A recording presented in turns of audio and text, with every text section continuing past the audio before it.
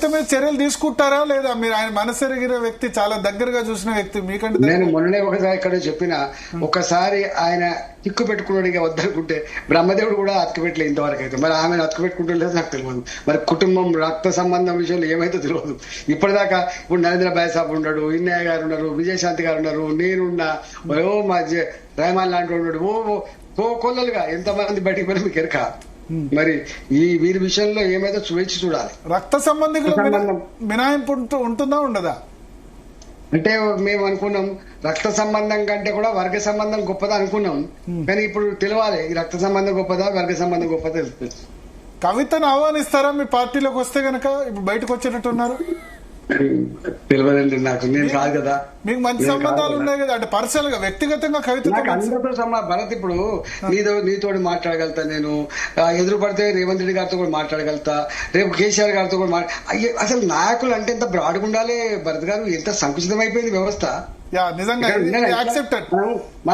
అంటే రాజకీయ నాయకులు శత్రులాగా చూసుకుంటారు, ఒకరితో ఒకరు మాట్లాడే సిస్టమ్ ఉండకూడదు. Bad practice which is implemented by KCR. This is not fair for democracy. Okay.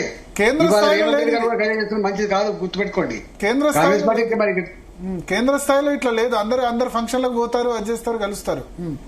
మొన్న నేను పార్లమెంట్ లో ఒక సంఘటన చూసిన, చెప్పాలి ఇప్పుడు ఈ సందర్భంగా. ఫస్ట్ థర్డ్ టైం మోడీ గారు గెలిచి ప్రమాణ స్వీకారం అయిపోయిన తర్వాత రాష్ట్రపతి గారి ప్రసంగం మీద జవాబు చెప్పాలి. జవాబు చెప్పడానికి మోడీ గారు లేచిండ్రు.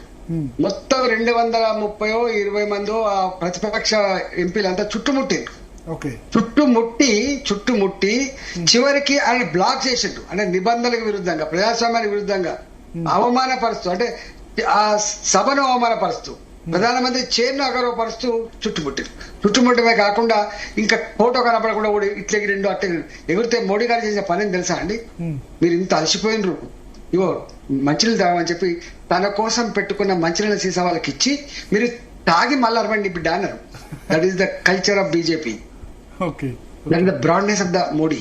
గుర్తుపెట్టుకో, దట్ ఈస్ మోడీ. గది ప్రజాస్వామ్యం. ఇక్కడ పెట్టు, మంచినీళ్ళు తాగి పెట్టు. ఇక్కడ ఆ సన్నివేశం మీరు ఎప్పుడైనా చూడండి, కనబడుతుంది. చూసా, అందరు టీవీలో చూసారు అది. సో మొత్తానికి యాక్షన్ కవిత మీద ఉండకపోవచ్చు, రక్త సంబంధికులు కాబట్టి.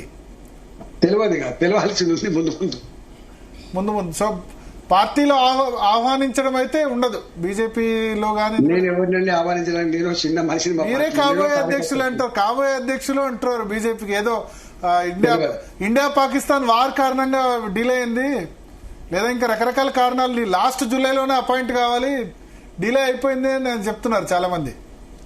తెలియని విషయం గురించి ఎప్పుడైనా చెప్తానా భరత్ గారు? నేను తెలిస్తే చెప్తా.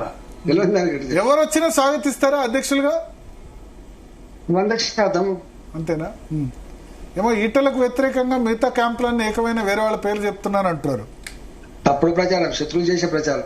మేము అంటే మా ఎదుగుదల చూసి ఓరవలేని వాళ్ళు చేసే ప్రచారం. ఈటలకు ప్రతిపక్షాల్లో ఎక్కువ మిత్రులు ఉన్నారు, పార్టీలో ఎక్కువ శత్రువులు ఉన్నారు అంటారు.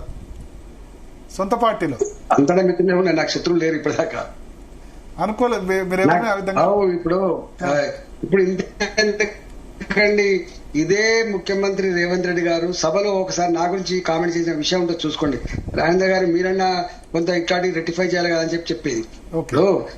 బాధ అనిపించే అంశం ఏంటంటే భరత్ గారు, ఇవాళ 25 ఏళ్లుగా రాజకీయాల్లో ఉన్నాను, ఎన్నడూ మా గురించి పెద్ద మాట్లాడలేదు, మేము కూడా పెద్ద మాట్లాడలేదు. ఎక్కడెక్కడన్నా ఎమోషనల్ అయితే ఏదో ఒక సంఘటన జరగవచ్చు, కానీ మేము ఎప్పుడు సంజాయిషి చెప్పినట్టుగా సభలో గాని బయట గాని ఎప్పుడు మాట్లాడలేదు. కానీ ఇవాళ వీళ్ళ మాటలు చూస్తా ఉంటే బాధ అనిపిస్తుంది. ఎటువైపు పోతుంది ప్రజాస్వామ్యం, ఏం పార్టీలు, ఏం రాజకీయాలు. రెండవది, నేను గుర్తుపెట్టుకోండి, నేను ఎప్పుడు మేము శవాలను తీసుకుపోయి కుటుంబాలకు అప్పచెప్తున్నాడే ఎంత ఎమోషన్ లో కూడా మేము ఏం మాట్లాడినా మీకు తెలుసు, మా భాష, మా సంస్కారం తెలుసు. ఇవాళ ఎందుకుంటదండి చెప్పండి? మా గురించి ఇట్లా మాట్లాడుతున్నారు. మేము అందరితో మంచిగానే ఉంటాం భరత్ గారు. మేము 25 ఏళ్లలో నేర్చుకున్నది రాజకీయాల్లో పర్మనెంట్ శత్రువులు లేరని, పర్మనెంట్ మిత్రులు లేరని, అందరితో కలిసిమెలిసి ఉండడమే రాజకీయ నాయకుల కర్తవ్యం అని చెప్పి నేర్చుకున్నాడమండి. మేము in the interest of people పనిచేస్తాం తప్ప in the interest of family పనిచేయమండి. Okay. So thank you Etela Rajender గారు, మీ అమూల్యమైన సమయం ఇచ్చినందుకు. కాళేశ్వరం కమిషన్ విచారణలో కూడా దాదాపు అన్ని ప్రశ్నలకు సమాధానం చెప్పారు. చివరిలో ఇంట్రెస్టింగ్ గా న్యాయమూర్తి పిసి ఘోష్ థ్యాంక్స్ అంటూ ఈటల రాజేందర్ కూడా జవాబు చెప్పారు.